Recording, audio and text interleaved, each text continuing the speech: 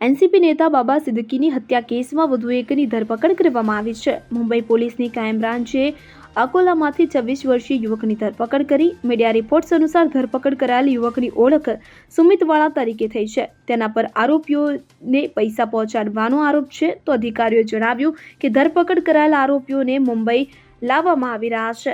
મળતી માહિતી મુજબ સુમિત વાઘપર નરેશ કુમાર કે જે અન્ય ધરપકડ કરાયેલ આરોપી ગુરનેલ સિંહના ભાઈ છે તે અને અન્ય સષડયંત્રકારો રૂપેશ મોહલ અને હરીશ કુમારને નાણાં ટ્રાન્સફર કરવા સહિતના ગુનાઓનો આરોપ મૂકવામાં આવ્યો છે.